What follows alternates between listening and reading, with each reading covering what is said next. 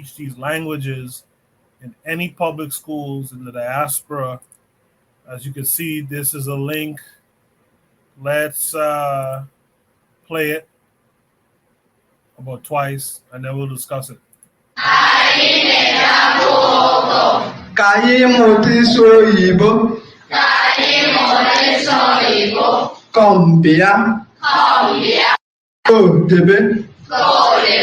Watamiri fayoko. Today votata. Yesterday onyaho.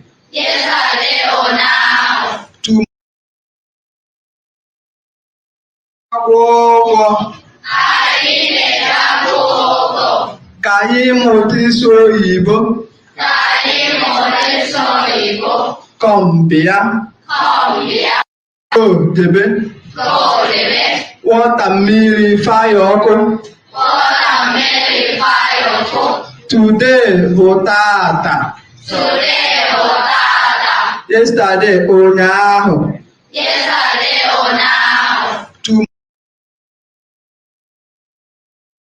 So this is where I like a little bit of more what's the word? I like a little bit more understanding of what's going on, context. Are these folks in China studying this language, or are these the Chinese? Because either way, it's not a good answer, right? Or are these Chinese in Nigeria? Oh, yeah, in Nigeria, who open their own schools, right? Why there's so many Chinese in this class, open their own schools and teaching this language is a very interesting question. I mean, either way you split it, it's an interesting thing. You know, like what's going on here? These guys are in China learning this language. That's very interesting and very infuriating to me. Because how is it we have all these Caribbean nations and whatnot? You know, we have Black USA, particularly Southern Black USA, right? Where we are the principals and this, that, and the other schools. How come we don't have TWE or something, you know, in our nations? It's a very interesting thing, you know. I see gas is still going. It's still going out there. So you know that's an interesting question for me. Let's mix it up. Let's start off different. Oni, what say you to this? Oh damn! I was like, let me get a bite because this motherfucker. All right, because this guy never gonna call me first. Anyway, what can I say? Oh, like again, learning languages. That's normal. You know what I mean? Learning languages is normal. I think black folk raise the alarm, like kind of just do that alarmist thing. You know, we learned Spanish in high school. You know, being bilingual is important. You know, in America, right? Not too important, but important enough. In China, they were paying white folk good money to go teach English. You know. Now they're probably, you know, saying, hey, you know what? Nigeria is a rising market, you know, and all that kind of stuff. Let's learn the language, you know? I mean, that's normal. You know, I don't see like I'm not gonna raise an alarm about this, right? As far as why we don't do that, you know, like again, it comes back to that mindset. Like you know, I guess you guys could probably peep, you know, some people, you know, like some black folk just hate black folk. You know, they would make it a mission to sabotage other black folk. For what? I don't know. You know, me personally, I just don't like it. If it was Twitter, I would block them. But because I can't, you know, I'm on the panel, I can't, right? Either way, like for instance, dude just said, let's show this. We just hate you. You know what I mean? Just random. And it's like, okay, I don't really care because, like, you know, losers hate me. I don't like what does that do with me? You know what I'm saying? But as far as why we don't do it, it's a question of do we see the potential in other people? Or are we, as some people are, or do we just want to sabotage other black folk? You know what I mean? And that's really the question at hand. So but I could say this, that actually there's a lot of independent black schools who teach black languages. They teach Swahili mostly, but they teach black languages, or they teach Medu Neter or something like that. But a lot of the Pan-Africanist schools do say, let's put inside a thing. But the trouble is that people don't support them. They just bitch and whine and try to find reason to sabotage the black man. Oh, we hate you, your cars, that type of shit. And it's like that's the world that we live in, where realistically the people who are doing stuff in the black community, right, they get the pushback. And the people who do nothing are the ones who, do nothing but use a bunch of big words. They don't. So, but what happens in China is that China's not run in the same silly way that a lot of like the people who are like that in China don't get very far. You know what I mean? And that's the thing about the real world, Like I said, like you could easily be on the keyboard and say, "Oh, you can't teach me anything." You could do that. But like in China you probably can't. And that's why you got to respect China. Because of the social, of the societal, like the way that societal behavior is, and here you could have people blah blah blah, but you can't. And that's why. So then China's like, hey, look, there's a market coming up. Let's teach our kids a different language. Why do we need to teach them English? Like white folk would not be outraged if they were teaching English in China. They wouldn't be like, oh my gosh, they're gonna come invade us or some shit. No, they just say, okay, learning more than one language is a good thing. Learning more than one language is a good thing. And the fact that they some kids are choosing a black language, like, it's not surprising, because again, when you go to college or you go to whatever, they offer classes in African languages all the damn time. And like, to expect China doesn't do that as well is like you're not outraged if Oxford University has a Twi class. They have Ebonics classes, they have Patois classes. You know what I'm saying? Like of course China is doing its damn thing, and it's a model, honestly, at this point, for just stepping up your game. And one thing the Chinese don't do is try to sabotage each other. And, blah, blah. But again, you're dealing with, some people in our race, they're just like, they're clowns. And like I said, honestly, I think they should prove that they're not cursed, and just, take one for the team. But it is what it is. Speaking of that Swahili app that Gas is in the chat saying to boycott, I reposted it on my community tab, and I had the call to action, like, reach out to Oni and ask, how can you help? It looks like a pretty dope idea, and it's evolving. I remember when he first showed it off. It's evolving. So, like Oni said, and like I always say, man, like, we got to be about doing something. We got to compete. We got to get in the game. Instead, we just sit back and wonder, like in this prompt here, we're wondering why the government isn't pushing this stuff in the public school system. And like D-Web said earlier, we rely too much on the public system. Like he said here, people always bitch about what the school system is not teaching. Such a lazy take, yo. Like, we got to start doing stuff, right? We have to start doing things. We got to compete. We got to stop sitting back all the time, wondering why someone else isn't doing it for us. And you guys are right in the chat who mentioned, like, Afro Native World. who mentioned the African Senate schools, only mentioned it as well. Yeah, African Senate schools do tend to teach an African language, most times Swahili, depending on who it is, like the Kambans and stuff, they teach Twi and things of that nature, right? Maybe Ga as well. But we have to start doing this stuff ourselves, man, and stop wondering why governments. We already know these governments, be it the U.S. government, the Bahamian government, the Jamaican government. We already know these people in government are really lining their pockets. You know what I mean? That's why they're in government, really. They're lining their pockets. They don't really do anything for people. The people have to do it. Like in America, it's been said. I've read it for many years now that the Black Panthers are the ones who started the WIC program, like the food stamps and public assistance type stuff. And the government, the U.S. government, saw it and said, you know what?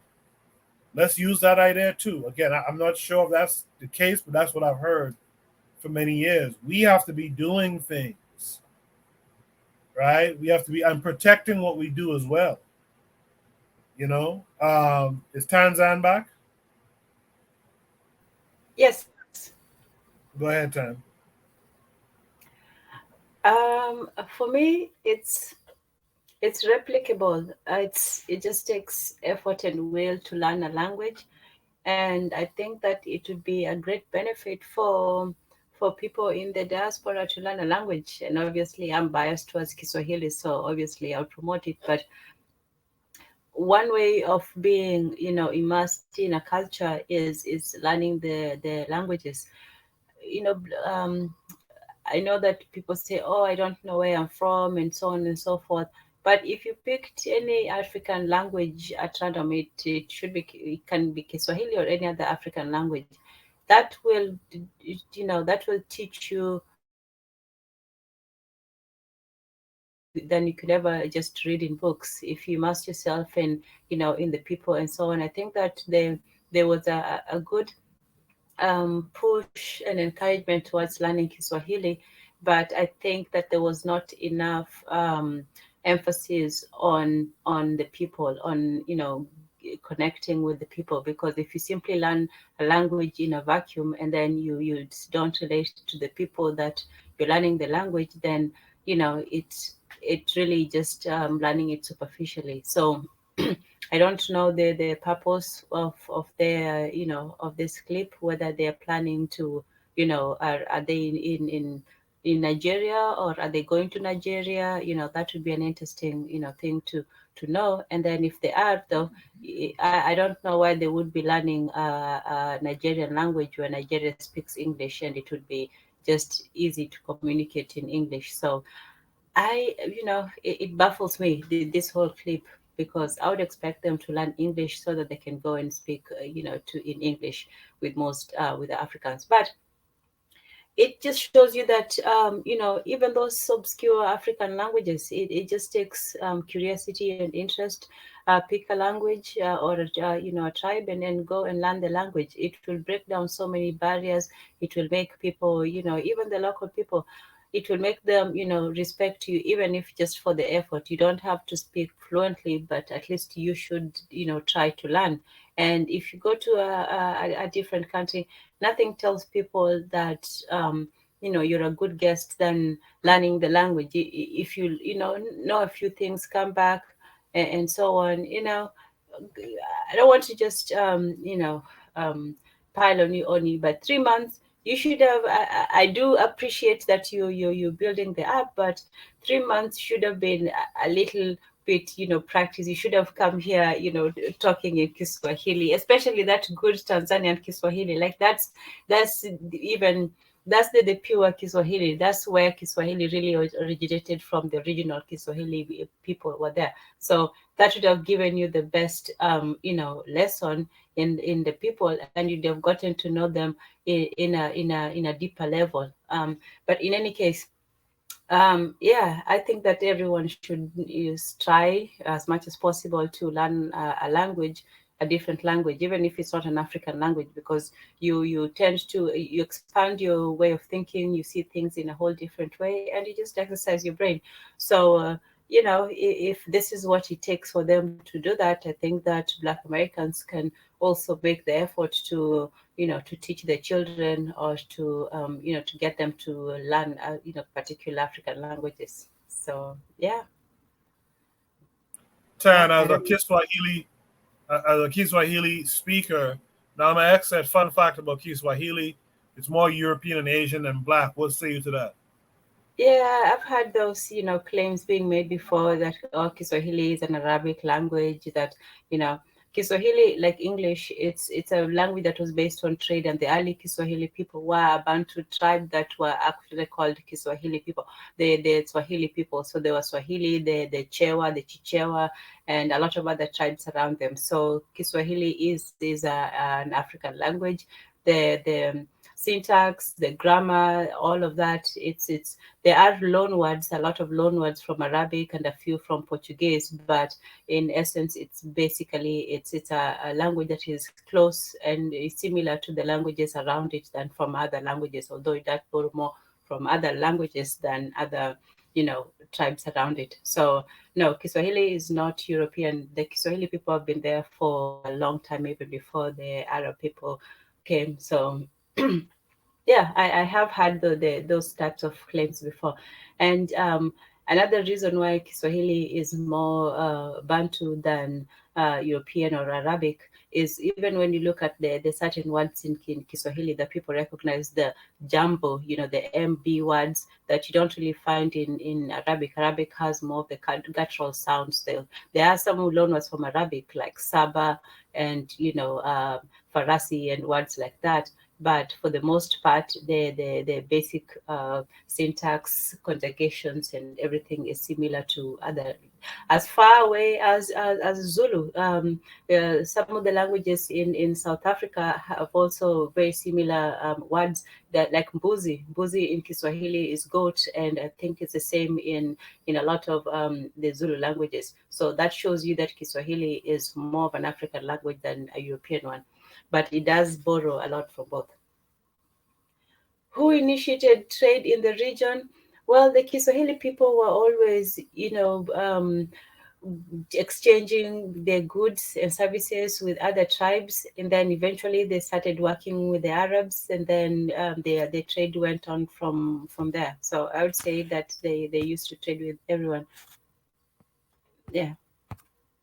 All right, Tan, you speak what, 5 languages?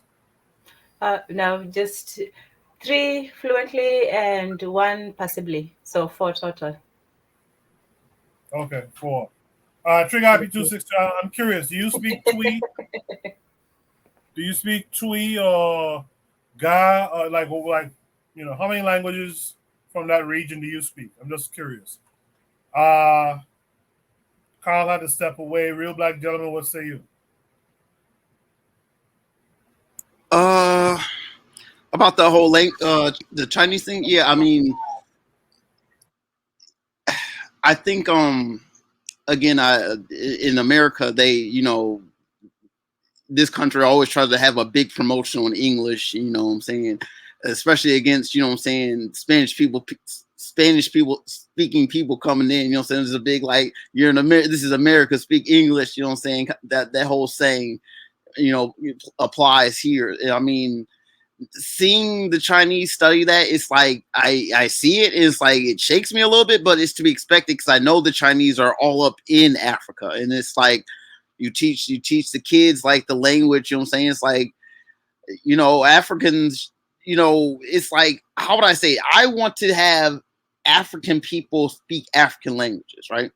But it's important to have a sense of knowing another language outside. I mean, if you can speak a word or two of Chinese, you know what I'm saying, it helps. You know what I'm saying? It's people can always learn languages. I mean, you see, what I'm saying, they got the babies out there teaching. You know what I'm saying? But this is China. They're able to work differently in China. Language, I mean, it just takes time. I mean, people fall into the curriculum trap. You know what I'm saying? You only have so much hours to, teach the kids what you're going to teach. You know what I'm saying? What kind of language are you going to teach them? You got to make sure that, that, proficient in some degree if it's going to be a secondary language. I mean, I like I said, for African people, I think that we you know, should be aware of it, but I think that, you know, African people are still speaking other languages outside of Africa. You know what I'm saying? The fact that they're learning our languages should be, you know what I'm saying, imitation, kind of flat everything like, okay, we see you, okay. You're trying to butter us up, you know what I'm saying? It's try to speak extra clean to us when you come to us. Okay, we see you. Okay, we see you.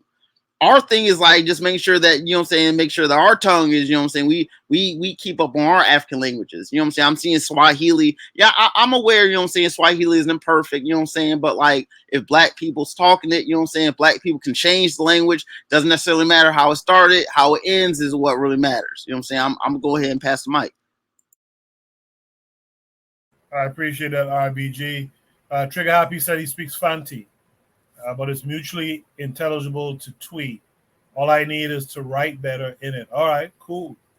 Like I remember when I spoke to Obadale Campbell, I don't think this was on air when I was talking. No, actually I think it was. He was suggesting those of us out here, considering that we were, you know, our ancestors came from West and Central Africa, that we should engage a West African language. And I go back to something, I believe it was Namor X who said it, how, you know, languages, you know, the root of the thing is language. And when you start to learn a different language, which is what Oni was kind of alluding to as well, it's good for you actually. And I think us attempting to learn an African language, you know, it's said that Kiswahili is the African language of Pan Africanism. But I do think if we could start to implement, and more importantly, start to teach, not just in African center schools, but be able to teach it in our house, in our homes, or something. I do think we should dabble in some West African language as well. Who did I not get on this? Did I get one on this? No, not yet. No, not yet. Go ahead, brother. First, yeah. First, let me apologize to the chat. You know, I've been having to go at the chat tonight. You know, so I called down. You know, please forgive me, chat, if I was going off on y'all. But and let me also say, you know, congratulations to my brother Oni. You know, I think that Oni is doing a yeoman's job in trying to create an app. You know, and I hope he is able to compete with the big guys out there like Michelle Thomas and Pimsler and Duolingo in his efforts in trying to create this app. And I think that he could be very competitive in what he does. Hopefully he'll work with Tan, you know, and let's not forget Tan is a sister. She speaks several different languages, and she is a resource and an asset to anyone who is interested in learning Kiswahili or any other other African languages. I don't know how many other African languages she speaks, but she is a resource that if one would be able or one would be inclined to learn an African language, she is with us all the time. So I mean, just give her her money she asks for, and I'm sure that she'll make herself available for her time in teaching us, you know, different African languages. We started it, you know, but we didn't continue with it, the practice of it. And I think that that's something that we really should continue with. But she was teaching us various different words in Kiswahili before. In terms of, you know, what I'm seeing here, you know, Nelson Mandela said something. Nelson Mandela said that if you speak to a man in a language that he understands, you speak to his head. But if you speak his mother tongue, you speak it to his heart. And the Chinese understand this. The Chinese have a 100-year plan.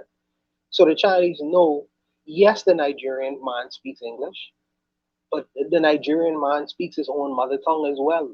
And he'll draw closer to you if you could speak to him in his mother tongue as opposed to standard English language, because that's not his mother tongue. So he'll give you more deference in certain business situations. And the Chinese understand these kinds of things, and they take action on it. And I think that with us, for me personally, I understand why within our schooling system they taught us Spanish and they taught us French in terms of other languages. Okay, because Haiti is right at the border, and I'm assuming because Cuba is right at the border, so I'm assuming that's the reason why they took um, the avenues that they took in us learning the languages, the optional languages that we was afforded to learn. But I also believe in black countries in the Caribbean, especially West African.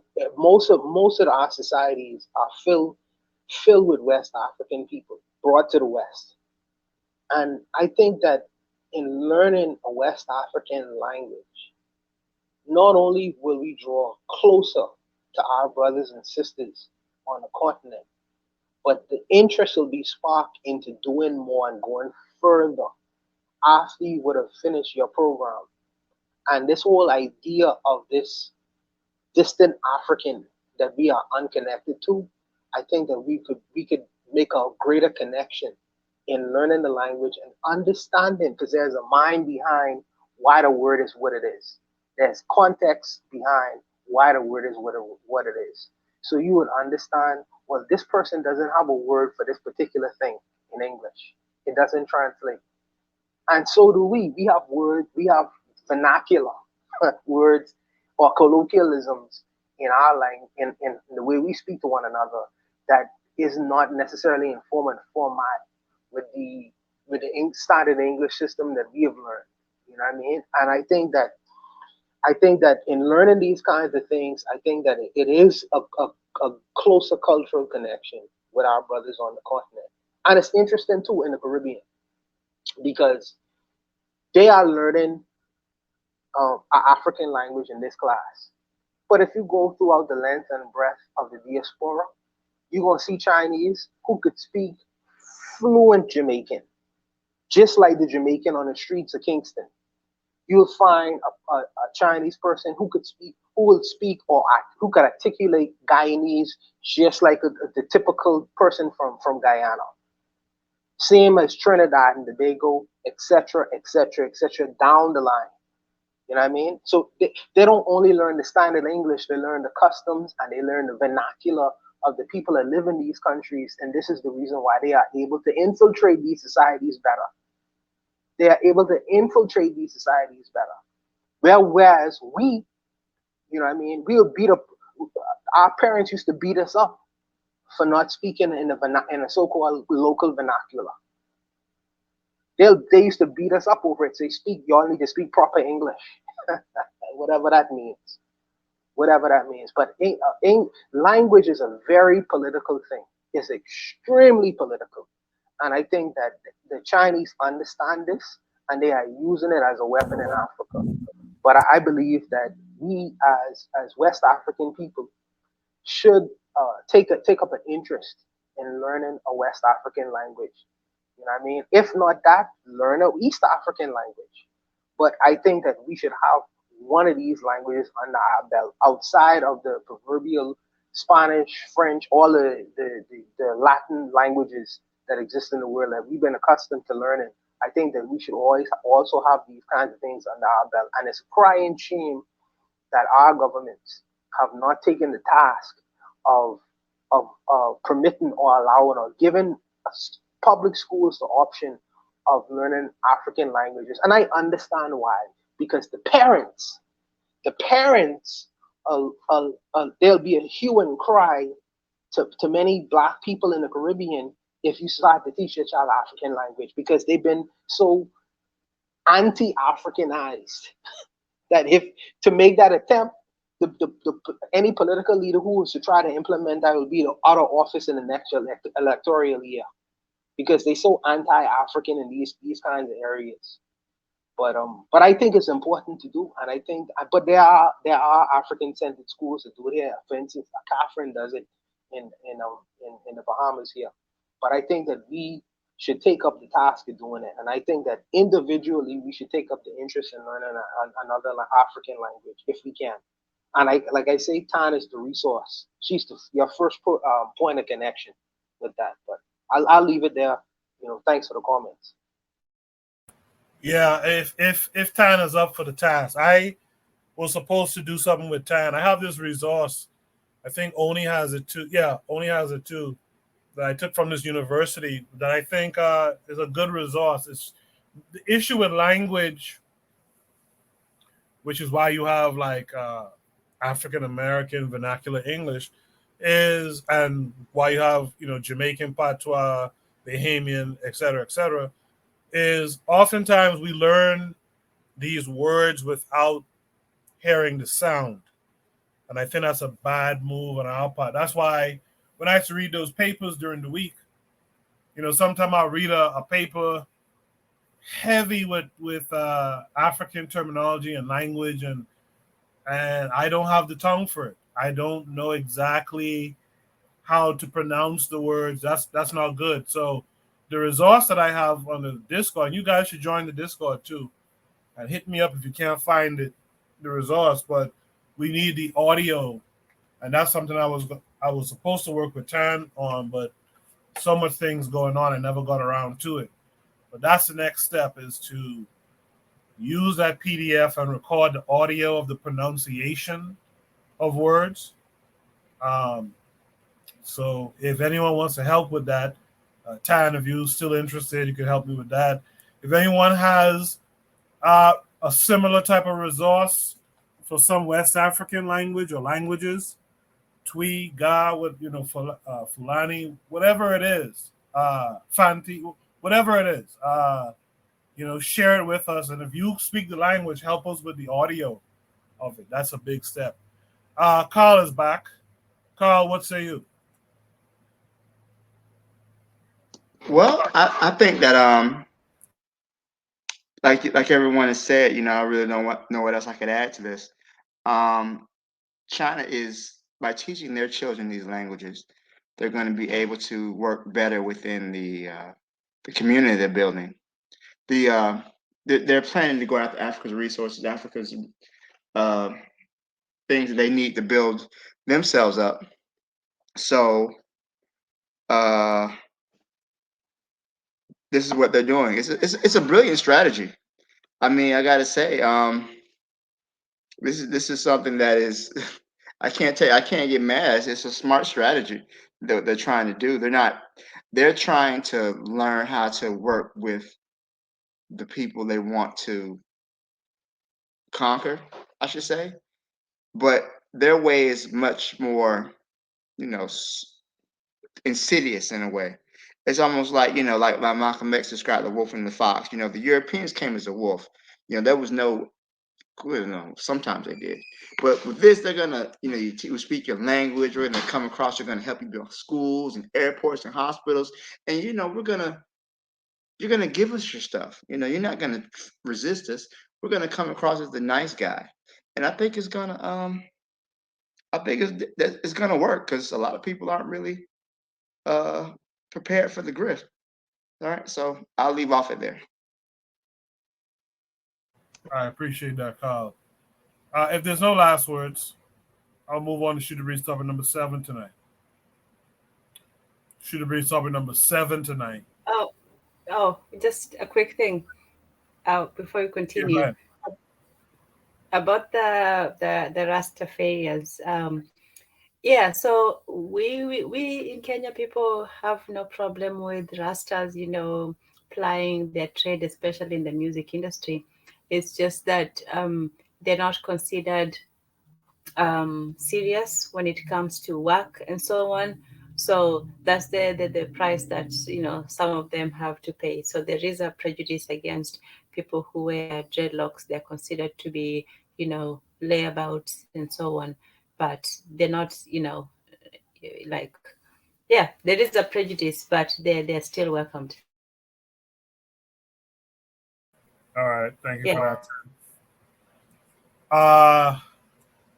Nama X in the chat said the solution to this Chinese strategy is so easy. He says you can counter education with education, but are we ready to teach our own children we created?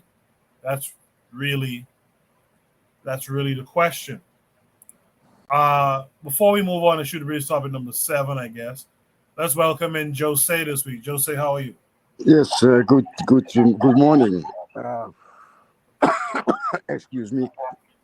Yeah, I wanted to say something about yeah. You know it already. I have a very different opinion about China. I know where the fear comes from. The fear comes from the fear mongering, like China is taking over Africa, etc., etc. But did you know those police stations are for Chinese? In I saw this short video about Chinese police stations in the United States, right? And they are for their citizens in the United States, right? So as I have been saying, and it's actually proof.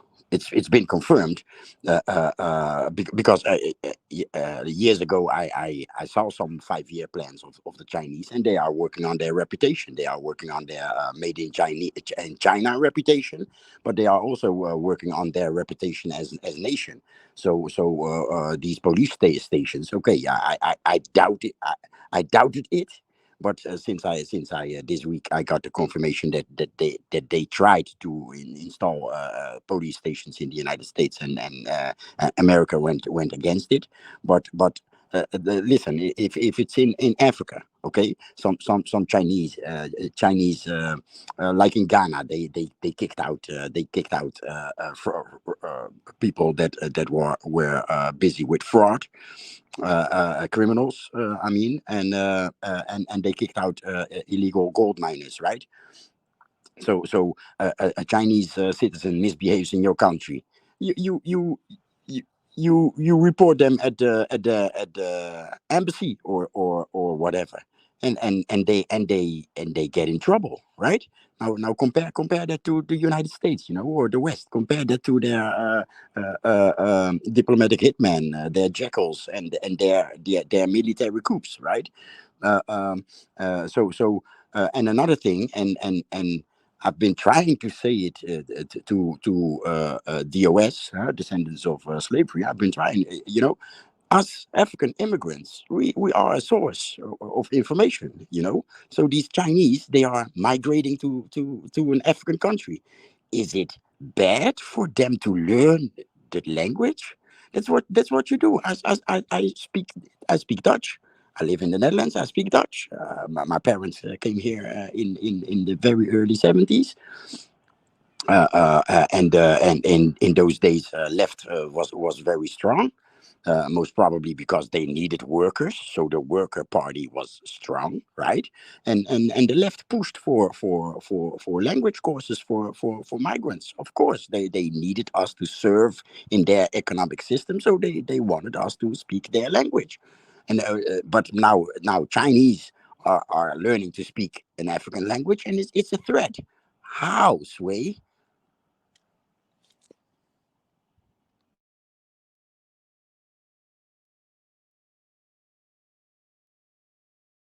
Sorry about that. I stepped away from the computer thinking Joseph was going to go a little longer. Does anyone else want to add any last words here? All right, let's go. Yeah. Let me say. I was going to say something in the chat. I'll just say it.